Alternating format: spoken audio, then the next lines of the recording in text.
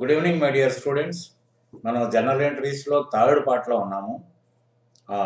దీంట్లో దాదాపు మీ అన్నీ కూడా మీరు ఇప్పుడు దాదాపు చెప్పుకున్న 2 పార్ట్స్ కూడా అన్నీ ప్రాక్టికల్ రిలేటెడే.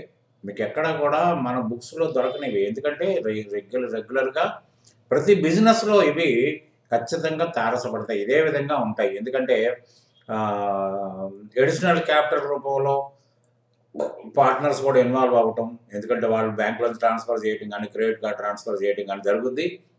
అట్లనే మనం జనరల్గా చిట్టీలు కడుతూ ఉంటాం. చిట్టీలు ఎక్కడ కూడా ఇన్కమ్ ట్యాక్స్ వ్యవహారంలో ఎక్కడ చిట్టీలు రావు, కానీ మనం చిట్టీ కట్టినట్టు చూపించుకోవాల్సిందే. తర్వాత చిట్టి లిఫ్ట్ చేస్తాం, మరి లాస్ట్ వరకు ఉండొచ్చు, మధ్యలో చిట్టి లిఫ్ట్ చేస్తాం కూడా. కాబట్టి ఏంటంటే చిట్టి కట్టినట్టు చూపించాలి, తర్వాత లిఫ్ట్ చేసినట్టు చూపించాలి. తర్వాత ఏంటంటే ఇవన్నీ కూడా మనం లోన్లు తీసుకున్నాడు ప్రాసెసింగ్ ఛార్జెస్ చేస్తారు. ఆ ప్రాసెసింగ్ ఛార్జెస్ని మనం పరిగణలో తీసుకోవాలి. తర్వాత ఈఎంఐలు కట్టినప్పుడు ఈక్వేటెడ్ మంత్లీ ఇన్స్టాల్మెంట్స్ అప్పుడు మనకు ప్రిన్సిపల్ రీపేమెంట్తో పాటు ఇంట్రెస్ట్ పార్ట్ కూడా ఉంటుంది. We have to take both the things into consideration. ఎందుకంటే ఈఎంఐ కట్టారు, ఇప్పుడు suppose EMIs rate to Shriram Finance 12,000 అనుకోండి. 12,000 టు శ్రీరామ్ ఫైనాన్స్ అంటే that is the wrong one. ఎందుకంటే 12,000లో ఇంట్రెస్ట్ పార్ట్ కూడా ఉంది. Interest part is an expenditure. The remaining part in the EMI amount is the repayment of the loan taken earlier. కాబట్టి లేకపోతే మీరు 12,000 తీసేసుకున్నారనుకోండి, ఏమవుతుందంటే మీకు ఎర్లీగా బుక్ ఇది అయిపోతుంది. ఒక 6-7 మంత్స్ ముందు కంప్లీట్ అయిపోతుంది. కానీ చెల్లించాల్సింది మాత్రం ఇంకా నెలలు మిగిలి ఉంటాయి. కానీ చాలా తప్పులు, ఈ తప్పులు మాత్రం చాలామంది చేస్తుంటారు. కాబట్టి ఏంటంటే ఇలా ఫైల్ వేసినప్పుడు అడావడో లేకపోతే ఆ ట్యాక్స్ కన్సల్టెంట్ క్లర్క్ స్టూడెంట్ గమనించకపోతే దాన్ని తీసుకుని వెళ్ళి అలాగే ఉండిపోద్ది.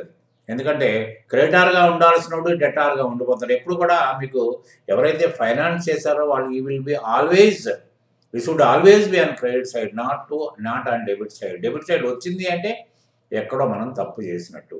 ఎప్పుడు కూడా అలా చేసుకున్నారనుకోండి, అతను కనుక ఇగ్నోర్ చేశారనుకోండి, ఏమవుతుందంటే the entire reports, the balance sheet and income statement complete wrong అయిపోతాయి. కాబట్టి ఏంటంటే ప్రతిదీ నేను చెప్పేది ఏంటంటే అకౌంటెంట్ దృష్టి ఎలా ఉండాలంటే ప్రతి ఎంట్రీలో 2 భాగాలు, డెబిట్ ఎందుకు అయ్యింది, క్రెడిట్ ఎందుకు అయ్యింది, దీని ఎఫెక్ట్ ఎక్కడ ఉంది అనేది గమనించుకుంటూ ఉండాలి. మైండ్లో అది ఆడుతూ తిరుగుతూ ఉండాలి. లేకపోతే ఏదో సింపుల్గా అక్కడ కొట్టుకుంటూ పోయారనుకోండి, అది ఎటైనా పరిణమించవచ్చు. కాబట్టి ఏంటంటే మీరు ప్రొడ్యూస్ చేసి బ్యాలెన్స్ షీట్ కానీ ఇన్కమ్ స్టేట్మెంట్ కానీ ట్రూ రిజల్ట్ చూపించాలంటే you must concentrate on each and every entry. అది సింపుల్ ఎంట్రీ అయినా కూడా మీరు కాన్సన్ట్రేషన్ చేయాల్సిన అవసరం ఏర్పడుతుంది. ఇప్పుడు మనం ఇలా చేస్తున్నాము. తర్వాత ఏంటంటే ఇదే డేటా తీసుకుని వెళ్ళి టాలెంట్ ఎంటర్ చేస్తే దీనికి దానికి ఉన్న తేడా ఏంటి, టైం కన్జంప్షన్ ఏంటి, తర్వాత టెన్షన్ ఫ్రీ ఎంతవరకు టెన్షన్ ఫ్రీ అయింది అనేది మనం గమనించడానికి 100కి 100 అక్కడ అవకాశం ఉంటుంది. కాబట్టి we can see that also till ఈ ఎండింగ్ వచ్చేటప్పటికి మొత్తం అది కూడా మనం చూడగలుగుతాం. Will have a comment also. So దీంట్లో చిట్ ఫండ్ కంపెనీ దుర్గా చిట్స్లో డబ్బులు మన చిట్టి సబ్స్క్రైబ్ అయ్యారు. దాంట్లో Durga chits is the receiver here. So to cash account. తర్వాత 17 నాడు received a cheque rupees 3,75,000 from HDFC after adjusted processing charges of a loan 3,85,000 loan తీసుకున్నామండి. లోన్ తీసుకుంటే మనకి 3,75,000 మనకు చెక్ రూపంలో వచ్చింది. దాని difference between you have to assume it as processing are documentation charges. వాళ్ళు అసలు ఇవ్వకపోయినా కూడా అగైనెస్ట్ 3,85,000 లోన్ రిసీవ్డ్ 3,75,000 అంటే ఆ 10,000 టువర్డ్స్ ప్రాసెసింగ్ అంటే డాక్యుమెంటేషన్ ఛార్జెస్ కింద మీరు భావించాలి. కానీ ఇక్కడ ఇచ్చాం కాబట్టి ఉన్నారా, ఇక్కడ ఏం చేసే ప్రాసెసింగ్ ఛార్జెస్ అది ఇచ్చాడు కాబట్టి the difference between that and this will be treated as processing charges. దాన్ని ఏం చేస్తాం, సిండికేట్ బ్యాంకులో మనకు చెక్ వచ్చింది, సిండికేట్ బ్యాంకులో చెక్ వేసాం, దట్ ఈస్ 3,75,000. ఎంత లోను బాబోతుంది 3,85,000. The difference between 375 and 385 is 10,000. 10,000 is nothing but the documentation or processing charges. Processing charges expenditure అవుతుంది, it is debited. తర్వాత syndicate bank is a real account. We are depositing the check in the bank account.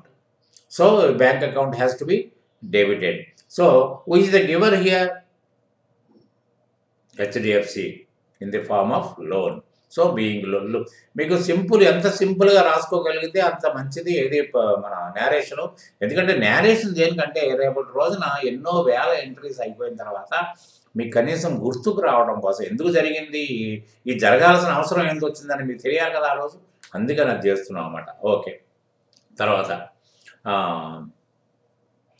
మనకి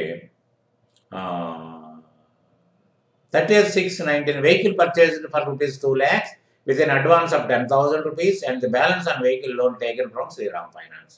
ఏమండి జనరల్గా ఇవన్నీ జరుగుతున్నాయి. అప్పుడు ఇవాళ number of వస్తువులు మనం కొనుక్కోగలుగుతున్నామంటే కేవలం ఈఎంఐ సిస్టమ్ ఉండబట్టే. లేకపోతే ఒకటేసారి 2 లక్షలు పెట్టి కొనుక్కోవాలంటే కొంచెం ఆలోచించాల్సిన పరిస్థితి. Will postpone it, the requirement will be postponed. కాబట్టి ఏంటంటే 2 లక్షల రూపాయల విలువైన వెహికల్ని కొన్నాం, దాంట్లో 10,000 రూపాయలు అడ్వాన్స్ ఇచ్చాం, మిగతా 1,90,000 was given by Shriram finance.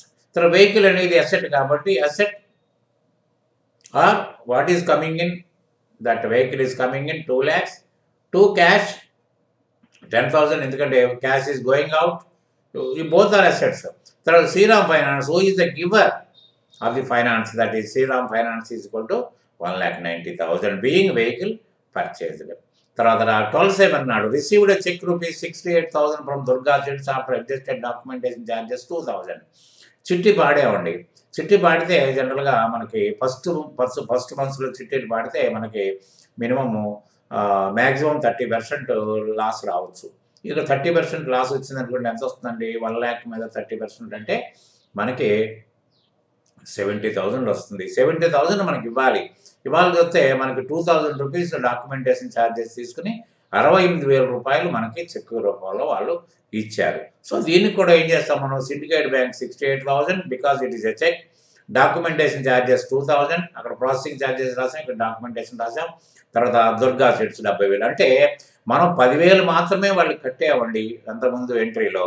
ఇప్పుడు 70,000 రూపాయలు మనకు వాళ్ళు ఇచ్చారు. అంటే ఇన్స్టెడ్ ఈ debtor became a creditor now. అంటే ఇట్ ఈస్ ఎ లైబిలిటీ. విన్నారా? మొత్తం కంప్లీట్ చిట్టి అయ్యేంత వరకు మనం 70,000 కట్టాలా, 75,000 కడతామని తెలీదు. So the loss between the payment and the receipt will be treated as a loss on chit, that is a loss. అప్పుడు ఎండ్లో రాసుకోవాలి అది, అంతేగాని ఎప్పుడప్పుడు మనం రాసుకోవడానికి వెళ్ళలేదు. కాబట్టి ఏంటంటే ఎవరిచ్చారు? హూ ఈజ్ ద గివర్ అంటే దుర్గా చిట్స్. తర్వాత 10/8 నాడు పార్ట్నర్స్ విత్డ్రా ₹10,000 ఈచ్. వాళ్ళ అవసరాల కోసం ఒక ప్రతి ఒక్కళ్ళు ఒక 10,000 తీసుకుందాం అని అనుకున్నప్పుడు ఏంటంటే ఇక్కడ మీరు ఒకటి గమనించారు లేదో, నేను డ్రాయింగ్స్ అని రాయట్లేదు. డ్రాయింగ్స్ అని ఎందుకు రాయట్లేదు అనేది నేను మీకు వీలైతే ఒక వీడియో అంతకుముందు చేశాను నేను. ఆ వీడియో నేను దీంట్లో పెడతాను. మీకు వీడియోలో మనం మామూలుగా యాప్లో పెడతాను, చూడండి. ఎందుకంటే మీరు మామూలుగా టాలీలోకి వెళ్ళినప్పటికీ there will be no drawings account, there will be capital account only. అంటే క్యాపిటల్ అకౌంట్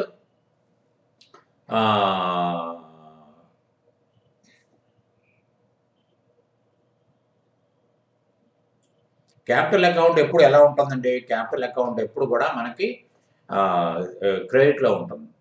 అంటే క్రెడిట్ అంటే capital account to increase capital account we have to credit it as per modern classification. To increase, to decrease the same we have to debit it. అంటే debit decreases and credit increases. కాబట్టి ఏంటంటే capital ఆటోమేటిక్గా తగ్గిపోయింది. అతను పెట్టిన పెట్టుబడులు వచ్చి 10,000 రూపాయలు తీసేయడం జరిగింది.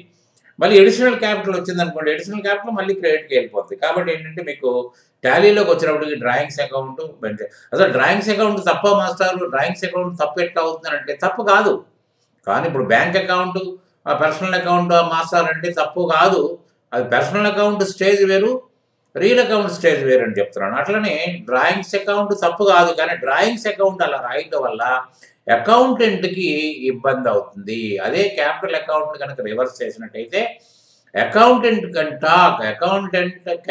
Talk about the financial situation clearly with the management. Sir ఇలా చేయటం వల్ల మీరు ఇబ్బంది పడతారు, రేపటి రోజున మీరు ఇబ్బందులు పడతారు, ఫైనాన్షియల్ క్రైసిస్ వస్తుందని చెప్పగలుగుతాం ఒక్క వర్డ్ తోటి. డ్రాయింగ్స్ అకౌంట్ వల్ల అలా రాదు. ఎందుకు రాదు అనేది నేను వెతుకుతాను, మీకు సాక్షికి క్లాసెస్లో ఉంటుంది, మీరు వెతుక్కున్నా పర్వాలేదు, నేను దాంట్లో వేస్తాను నేను. తర్వాత సో అందరికీ 10,000 డెబిట్ చేసేయండి. విష్ణువర్ధన్, తులసి అండ్ సిద్ధయ్య వీళ్ళందరికీ క్యాష్ ఇచ్చాం. తర్వాత 10/8 నాడు computer purchase 25,000 and Siddhayya's credit card. ఇప్పుడు జనరల్గా చెప్పాను కదా, ఎడిషనల్ క్యాపిటల్ ఇది. ఎడిషనల్ క్యాపిటల్ అంటే ఇప్పుడు కంప్యూటర్ కొనాలంటే డబ్బులు ఇబ్బందిగా ఉందని అనుకుందాం. లేకపోతే ఆయన ఎడిషనల్ క్యాపిటల్ పెట్టాలనుకున్నాడు అనుకుందాం. సరే నేను కొంటానులే, నా క్రెడిట్ కార్డు మీద కొంటానులే అంటాడు. అప్పుడు ఏమవుతుంది, కంప్యూటర్ మామూలుగా అసెట్ అది డెబిట్ అయిపోద్ది. అంటే అంటే యాక్చువల్గా ఇప్పుడు ఇక్కడ చూసారు అంతకుముందు బిందు కిరణ్మయి గురించి నిన్న మాట్లాడుకున్నాం. అంటే యాక్చువల్గా గివర్ ఎవరు, Kiranmayi traders to Bindu traders. ఇక్కడ కంప్యూటర్ కొనడం జరిగింది, బట్ మన దగ్గర నుంచి క్యాష్ పోలా. బట్ సిద్ధయ్య అనే పార్ట్నర్ ఇచ్చాడు. అంటే who is the giver, who is responsible, who is what is the source for this computer అనుకుంటే Siddhayya's capital is the source for this computer purchase అనేది మనకు అర్థమైపోతుంది. From Siddhayya's capital computer was taken in to the business అని చెప్పుకోవచ్చు. ఏ విధంగా అయినా మీరు ఒక సెంటెన్స్ రాసే సమర్థతను ఎప్పుడైతే తెచ్చుకోగలుగుతారో అప్పుడు మీరు పర్ఫెక్ట్ అయిపోయినట్టు లెక్క. మీరు సెంటెన్స్ రాయగలగాలి. దీన్ని 2 ఎంట్రీస్ని 2 డెబిట్ క్రెడిట్ తీసుకుని ఒక సెంటెన్స్గా ఫామ్ చేయండి, మీకు తెలిసిపోద్ది మీకు. సో కంప్యూటర్ సిద్ధయ్య గారి క్యాపిటల్ తోటి ఎడిషనల్ క్యాపిటల్ అన్నమాట ఇది. తర్వాత 10/9 నాడు విష్ణువర్ధన్ సన్స్ కాలేజ్ ఫీజు. ఏమండి, డ్రాయింగ్స్ అనేది క్యాష్ రూపంలో ఉండొచ్చు, గూడ్స్ రూపంలో ఉండొచ్చు, సర్వీస్ రూపంలో ఉండొచ్చు, ఆయన లోన్ రీపేమెంట్ ఉండొచ్చు ఉన్నారా. తర్వాత మీకు ఇవన్నీ కూడా నేను నామినల్ అకౌంట్స్లో రాశాను, మీకు నోట్స్లో ఉంది అక్కడ నామినల్ అకౌంట్స్లో. ఎందుకంటే వీళ్ళ పర్సనల్ అకౌంట్స్ అన్ని డ్రాయింగ్స్ కింద లెక్క, విన్నారా. అయితే ఏమవుతుంది మనకి, ఇప్పుడు ఇందాక అక్కడ 10,000 తీసుకున్నప్పుడు ఏం చేసాము, capital account was debited. Like so now also we have to debit capital account. కాకపోతే ఏమవుతుందంటే దీంట్లో సన్స్ కాలేజ్ ఫీజు అని క్లియర్గా రాయండి. విసరాలని రాసినా ఆయనకు అర్థమవుతుంటే సరే, లేకపోతే మీకు ఎందుకు క్లారిటీగా సన్స్ కాలేజ్ ఫీజు పేడ్ అని రాసిస్తే సరిపోతుంది. 15,000 రూపాయలు మనం ఇవ్వడం జరిగింది. So it was debited to Vishnuvardhan's capital account. తర్వాత purchase goods worth rupees 1,25,000 from which 25,000 worth goods were taken by staff and it is recorded as staff advance. It is agreed for deduction of rupees 5,000 per month while taking salary అనుకోండి. అయితే మీకు 1,25,000 పెట్టి సరుకులు కొన్నారండి. దీపావళి అనుకుందామండి. దీపావళి అనుకుంటే ఏమంటారు, సేటు గారు మా అందరికీ కొంచెం బట్టలు తీసుకుందాం అనుకుంటున్నాం, కాస్త బట్టలు ఇప్పించండి అంటే, మరి స్టాఫ్కి ఇచ్చేటప్పుడు లాభాలు వేసుకుని మామూలుగా అమ్మలేరు కదా. సో సర్లేవయ్యా అని చెప్పేసి వాళ్ళకి ఏం కావాలో చూసుకుని మొత్తానికి 1,25,000 ఖర్చు పెట్టి గూడ్స్ కొంటాం. 1,25,000లో 1,00,000 మాత్రమే ఇతని షాప్లో కోసం 25,000 స్టాఫ్ కోసం కొన్నాడు. కాబట్టి దాన్ని ఎంట్రీ ఎలా రాద్దాం. Purchase of goods is 1,00,000, staff advances. Purchase of goods is a nominal account. Purchase of goods is a nominal account, that is 1,00,000. Staff advance is a real account. అంటే ఇది క్యాష్ ఈక్వలెంట్స్ అన్నీ కూడా నా real accounts అని. అంటే మళ్ళీ cash రూపంలోనే రావచ్చు, లేకపోతే సర్వీస్ రూపంలోనే రావచ్చు. స్టాఫ్ ఏం చేస్తారు, సర్వీసే కదా ఇచ్చేది, వాడు ఉద్యోగం చేస్తే సర్వీసే కదా మనకి ఇచ్చేది. ఆ విధంగా 25,000 అండ్ ఈ రెండు కూడా డెబిట్ అవుతుంది. What is going out, that is cash is going out. 1,25,000 ఖర్చు పెట్టారు, కానీ మన పర్చేజ్ మాత్రం 1,00,000. తర్వాత 10/9 furniture 25,000 to Rao's bank transfer. ఆయన క్రెడిట్ కార్డ్ అంటాడు, ఈయనేమో బ్యాంక్ ట్రాన్స్ఫర్ అంటాడు. ఇక్కడ కూడా ఏంటంటే ఫర్నిచర్ 25,000 టు రాఘవరావుస్ క్యాపిటల్. అక్కడ ఏమైందండి, విష్ణువర్ధన్ క్యాపిటల్. అక్కడ ఏమైంది, సిద్ధయ్యస్ క్యాపిటల్ ఒకటి అయింది. తర్వాత విష్ణువర్ధన్ ఎక్కడ ఏమైంది, రాఘవరావు క్యాపిటల్. ఓకే, తర్వాత అయిపోయింది. తర్వాత 30/6/19 ఓల్డ్ ఫర్నిచర్ సోల్డ్ 31,500. ఏమండి, ఈ ఓల్డ్ ఫర్నిచర్ అనేటప్పటికీ నా ఉద్దేశంలో తులసి గారు పట్టుకొచ్చినట్టున్నారు. Along with 1,75,000 capital, 35,000 worth furniture పట్టుకొచ్చి మిగతాది 1,40,000 క్యాష్ పట్టుకొచ్చినట్టు గుర్తు. మీరు ఒకసారి చూసుకోండి, ఆ లిస్ట్లో జనరల్ ఇంట్రెస్ట్ లిస్ట్లో కనిపిస్తుంది. అయితే that was sold out now. అయితే అక్కడ ఏమైంది, మనకి క్యాష్ ఎంత వచ్చింది, 31,500. కానీ ఎంత విలువైన ఫర్నిచర్ అంటే, విలువైందంటే మన బుక్ వాల్యూ ఎంత ఉందండి, 35,000. అంటే మనం ఫర్నిచర్ ఎప్పుడైతే అమ్మేశామో, ఫర్నిచర్ మొత్తం జీరో కావాలి మనకు, మన ఆఫీస్లో ఉండదు కదా. సో ముందు ఫర్నిచర్ వచ్చినప్పుడు ఏం చేసాం మనం, సారీ ఇక్కడ క్యాష్ కాదు,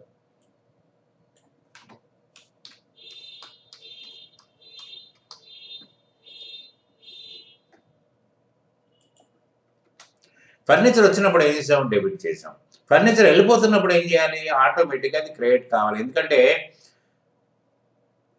asset increases with debit and asset decreases with credit. అంటే ఇప్పుడు మనం వచ్చినప్పుడు తీసుకున్నప్పుడు మనం క్యాష్ ఏం చేసుకుంటామండి? క్యాష్ వచ్చినప్పుడు డెబిట్ చేస్తున్నాం, పోయినప్పుడు క్రెడిట్ చేయట్లేదు కదా, చేస్తున్నాం కదా. అట్లనే ఇది కూడా ఏమవుతుంది మీకు? ఫర్నిచర్ వెనక్కి వెళ్ళిపోతుంది. కాబట్టి ఇక్కడ జీరో కావాలి. జీరో కావాలి కాబట్టి మొత్తం విలువ ఎంత? 35,000. కానీ మనకు వచ్చింది ఎంత? 30,500. The difference between that and this will be 3,500. 3,500 loss on furniture అనేది లాస్ ఆన్ అసెట్ అని రాసుకోవచ్చు. కానీ ఇది విడివిడిగా మనకి తెలుస్తున్న ఉద్దేశంతో లాస్ ఆన్ ఫర్నిచర్ రాయండి. ఒకవేళ మీరు పొరపాటున క్యాష్ అకౌంట్ 31,500 టు ఫర్నిచర్ 31,500 అనుకోండి, క్యాష్ అకౌంట్లో డిఫరెన్స్ రాదు. ఎందుకంటే 31,500 వచ్చింది మనకి. కానీ ఏమవుతుంది బ్యాలెన్స్ షీట్లో? ఫర్నిచర్ యొక్క విలువ ఇంకా 3,500 మిగిలిపోయి ఉంటుంది. నిజంగా ఫర్నిచర్ మన దగ్గర ఉందా? లేదు కదా. మరి అంటే రాంగ్ రిప్రజెంటేషన్ అవుతుంది కదా. కాబట్టి ఏంటంటే మీరు జాగ్రత్త పడితే ఏంటంటే ఒక అసెట్ డిస్పోజ్ అయినప్పుడు అసెట్ యాజ్ ఇట్ ఈస్గా బ్యాలెన్స్ షీట్ ప్రీవియస్ బ్యాలెన్స్ షీట్లో ఏముందో అది వెళ్ళిపోవాలి బయటకు, అంతే. దాన్ని ఉంచకూడదు. అది మాత్రం ఇది చాలామంది పొరపాట్లు చేస్తుంటారు. ఈఎంఐలో పొరపాట్లు చేస్తారు, ఇక్కడ కూడా పొరపాట్లు చేస్తారు. అది మాత్రం you be careful while passing an entry. తర్వాత 15(9) vehicle purchased 1 lakh in exchange of old vehicle valued by showroom 35,000 in the balance by Vishnuvardhan's bank transfer. ఏమండి మనం ఏదన్నా వెహికల్ ఎక్స్చేంజ్ చేసి వెహికల్ తీసుకుంటే వాళ్ళు ఏం చేస్తారంటే ఒక వాల్యూ కడతారు. మన దగ్గర బుక్ వాల్యూ ఎంత ఉందో అంత తీసుకోరు వాళ్ళు. ఒక వాల్యూ కడతారు కాబట్టి ఆ వాల్యూ పోని మిగతా డబ్బులు ఇవ్వాలి, ఏదో ఒకటి చేయాలి మనం. బ్యాంక్ ఫైనాన్స్ అనేది ఇవ్వాలి. ఇక్కడ జరిగింది ఏంటి? ఒక 1 lakh వెహికల్ కొన్నాడు. వెహికల్ వచ్చినప్పుడు 1 lakh కాబట్టి వెహికల్ రాసేసాం 1 lakh. విన్నారా? తర్వాత మన వెహికల్ యొక్క కాస్ట్ ఎంత అయింది? ఇది బహుశా అది విష్ణువర్ధన్ అనుకుంటా 55,000 రూపాయలు. 55,000 రూపాయల యొక్క వెహికల్ తీసుకొచ్చాడు ఆయన. విన్నారా? కాబట్టి 55,000 బయటికి పంపాలి. జస్ట్ లైక్ ఫర్నిచర్ లాగా 55,000 బయటికి పంపేయాలి. పంపేసినప్పుడు యాక్చువల్గా షోరూమ్ కూడా ఎంత కాస్ట్ కట్టాడండి? 35,000 కట్టాడు. 35,000కి 55,000కి డిఫరెన్స్ ఎంత అండి? 20,000. అంటే 20,000 లాస్గా వేసుకోండి. తర్వాత ఇక్కడ 65,000 కట్టాలి. మామూలుగా లెక్క వేస్తే ఇక్కడ ఎంత మీకు? 35,000 లక్షల్లోంచి 35,000 విలువ కడితే ఎంత ఇవ్వాలండి? 65,000. అదే అమౌంట్ వేసుకోండి అక్కడ. కాబట్టి ఇక్కడ మీరు టోటల్ ఎక్కడ డిఫరెన్స్ వస్తుందంటే దాని డెబిట్ టోటల్ 1,20,000 అవుతుంది, క్రెడిట్ టోటల్ కూడా 1,20,000 అవుతుంది. బికాస్ ఎడిషనల్ ఎంట్రీ తీసుకున్నాం. అక్కడ ఒక ఎంట్రీ, ఇక్కడ ఒక ఎంట్రీ. అంటే 2 డెబిట్స్ 2 క్రెడిట్స్ తీసుకున్నాం. అది బాగా గుర్తుపెట్టుకోండి. ఎక్స్చేంజ్ కానివ్వండి, లేకపోతే అమ్మనివ్వండి. విన్నారా? కాబట్టి అది మాత్రం బాగా ఎక్స్చేంజ్ కాబట్టే మీకు ఇంకొకటి వచ్చింది, లేకపోతే క్యాష్ వచ్చేసింది, వెహికల్ వెళ్ళిపోయేది. తర్వాత 10/7 నాడు paid Shriram Finance EMI 12,000 includes interest 1250. EMI అంటే ఏంటి? Equated monthly instalment. అంటే ఫస్ట్ ఇన్స్టాల్మెంట్ లాస్ట్ ఇన్స్టాల్మెంట్ ఒకటే అమౌంట్ ఉంటుందండి. అమౌంట్ మాత్రం ఒకటే ఉంటుంది. దాన్ని బ్లైండ్గా చెక్ ఎవరి పేరు రాస్తామండి? శ్రీరామ్ ఫైనాన్స్ అని రాస్తాం. లేకపోతే ఈసీఎస్ అనుకోండి, ఎలక్ట్రానిక్ ట్రాన్స్ఫర్ అయితే అది మీకు బ్యాంక్ స్టేట్మెంట్లో కూడా శ్రీరామ్ ఫైనాన్స్ అనే ఉంటుంది. ఎంత ఉంటుందని? 12,000 ఉంటుంది. అక్కడ దాంట్లో స్ప్లిట్టింగ్ చేయరు. కానీ మనకు ఒక షెడ్యూల్ ఇస్తారు. వెల్కమింగ్ లెటర్లో షెడ్యూల్ ఉంటుంది. అంటే ఎన్ని ఇన్స్టాల్మెంట్స్, ఫస్ట్ ఎన్ని ఇన్స్టాల్మెంట్స్లో ఎంతెంత పేమెంట్లు జరుగుతుంది. అంటే ఫిక్స్డ్గా ఈఎంఐ ఫిక్స్డ్గా ఉంటుంది 12,000 till the end. First instalment 12. అంటే ఒక్కొక్కసారి అంటే ఫస్ట్ ఇన్స్టాల్మెంట్లోనేమో ఇంట్రెస్ట్ ఎక్కువ ఉంటుంది. అలా గడిచి కొలిది తర్వాత రీపేమెంట్ పార్ట్ పెరుగుతూ ఉంది, ఇంట్రెస్ట్ తగ్గుతుంది. ఎందుకంటే డిమినిషింగ్ బ్యాలెన్స్ మెథడ్లో మీకు ఎప్పుడైతే లోన్ అమౌంట్ తగ్గిపోతుంది, ఇంట్రెస్ట్ కూడా ఆటోమేటిక్గా తగ్గిపోతుంది కదా. కాబట్టి ఏంటంటే ఎప్పుడు కూడా ఏం చేయాలంటే మనం ఆ షెడ్యూల్ తీసుకోండి. షెడ్యూల్ తీసుకుని శ్రీరామ్ ఫైనాన్స్కి ఈ ఇన్స్టాల్మెంట్స్లో ఎంత వెళ్ళింది? 10,750. అన్నారా? తర్వాత ఇంట్రెస్ట్ పార్ట్ పక్కనే రాసి ఉంటుంది మీకు షెడ్యూల్ ఎలా ఉంటుందంటే EMI amount 12,000, principal repayment 10,750, interest 1,250, balance కూడా ఉంటుంది. బ్యాలెన్స్ ఎంత బ్యాలెన్స్ ఉంటుంది. తర్వాత మా దగ్గర ఎవరైనా స్టూడెంట్స్ కనుక వచ్చినట్టయితే I can show that actual EMI statement. ఉన్నారా? అది. So syndicate bank 12,000 rupees. మీరు బ్యాంక్ పేమెంట్ మోడ్ రాయకపోయినా కూడా మీరు బ్యాంకే రాయాలి. కారణం ఏంటంటే అన్ని చెక్కుల ద్వారానే పోతాయి. ఇప్పుడు చెక్కుల సిస్టమ్ కూడా పోయింది. వాళ్ళంతా ఆటోమేటిక్గా ఎలక్ట్రానిక్ ట్రాన్స్ఫర్ అయిపోతుంది. సో అది అయిపోద్ది. తర్వాత 31/20 March month salaries not paid. అంటే చెప్పాను కదా నేను అంతకుముందు కూడా ఎంట్రీ ఏప్రిల్ మంత్ శాలరీ, ఇప్పుడు ఎండింగ్ మంత్ నాట్ అని అప్పుడు శాలరీస్ 15,000 అండి. శాలరీస్ రాసేస్తాం, టు శాలరీస్ పేయబుల్ అని రాయాలి. కానీ ఇక్కడ ఫిట్టింగ్ ఏముందంటే అక్కడ మనకి 25,000 రూపాయలు స్టాఫ్ అడ్వాన్స్గా తీసుకున్నాం కదా అక్కడ మనకి ఫెస్టివల్కి. దాంట్లో అగ్రిమెంట్ ఏంటి 5,000 రూపీస్ తగ్గించుకుంటామని. అందుకని ఏంటంటే మనకు 5,000 తగ్గించి 10,000 ఇవ్వాల్సి వస్తుంది కదా. అందుకని 10,000 పేమెంట్ చేస్తున్నాను, 10,000 శాలరీస్ రాయకూడదు. శాలరీస్ యాజ్ ఇట్ ఈస్గా రాసేయాలి, ఖర్చు యాజ్ ఇట్ ఈస్గా రాసేయాలి. హౌ ఇట్ వాజ్ మెట్ అంటే ఏ విధంగా ఆ శాలరీస్ యొక్క ఆబ్లిగేషన్ మీట్ అయ్యావు అనేది ఇక్కడ ముఖ్యం. అంటే స్టాఫ్ అడ్వాన్స్ 5,000 పోతే శాలరీస్ పేయబుల్కి ఎంత ఇవ్వాలి, మనం ఎంత చెక్ ఇవ్వాల్సి వస్తుంది 10,000, నాట్ 15,000. కానీ ఎక్స్పెండిచర్ 15,000 అవుతుంది. స్టాఫ్ అడ్వాన్స్ నిన్నటిదాకా 25,000 ఉంది, ఇప్పుడు 20,000 తగ్గిపోద్ది. మామూలుగా మిగతాది బ్యాంకు ద్వారా పేమెంట్ చేసేస్తాం అన్నారా. తర్వాత municipal taxes of the land lord paid 1,500. ఏమంటే మున్సిపల్ ట్యాక్స్తో మనకు సంబంధం లేదండి. కానీ ఇక్కడ మున్సిపల్ ట్యాక్స్ పే చేసాం. ఎందుకు పే చేసాం, ఆఫ్ ది ల్యాండ్ లార్డ్ అని రాసాం. ఎందుకంటే మున్సిపల్ బిల్ క్లర్క్ వచ్చి మరి మార్చి కదా డబ్బులు ఇస్తారంటే ఓనర్ గారికి ఫోన్ చేస్తే సార్ మున్సిపల్ ట్యాక్స్ వచ్చిందంటే నువ్వు కట్టేయమ్మా, నేను దూరంగా ఉన్నాను, రేపు రెంట్ తగ్గించేవాడిని అంటాడు. మనకేం పోయింది, ఆయనకి ఇచ్చే డబ్బులు తగ్గించుకోవడం కానీ మన డబ్బులు ఇవ్వట్లేదు కదా. సో అప్పుడు ఏంటంటే మున్సిపల్ ట్యాక్సెస్ అని రాసేస్తాం 1,500, క్యాష్ 1,500, దాంట్లో ఏం ప్రాబ్లం లేదు. తర్వాత మనం పేయబుల్ అకౌంట్ రాసుకుంటే ఎలా రాసుకోవాలి, rent for the month of March 10,000 not paid after adjusting municipal tax. అక్కడలాగే స్టాఫ్ అడ్వాన్స్ ఎలా అడ్జస్ట్ చేసుకున్నాము, ఇది కూడా అదే పద్ధతిలో చేసుకుందాము. So rent account 10,000 rupees, municipal tax 1,500 రూపాయలు. మున్సిపల్ ట్యాక్స్ ఎక్కడ ఉంది, ఇప్పుడు దాకా డెబిట్లో ఉంది, ఇప్పుడు క్రెడిట్ చేస్తే ఆటోమేటిక్గా నలిఫై అయిపోతుంది కదా. రెంట్ పేయబుల్ వచ్చినప్పటికి ఎంత ఉంది, 8,500. ఇంకోటి ఏంటంటే టైము సరిపోని కారణంగా కంప్లీట్ ఎంట్రీ చేయలేకపోయాము. కాకపోతే ఏంటంటే మండే నాడు ముందు అవి చెప్పేసి వీలుంటే లెడ్జర్లోకి వెళ్దాం, లేకపోతే ఈ ట్యూస్డే నుంచి లెడ్జర్కి వెళ్తుంది. కాబట్టి ఏంటంటే ఇప్పటి వరకు జరిగిన ఎంట్రీస్ అబ్జర్వ్ చేయండి, మీ అందరూ మీరు ప్రాక్టీస్ చేయండి. ఏదైనా డౌట్స్ ఉంటే అడుగుతారని ఆశిస్తూ నేను I'm coming out from this video. Good night.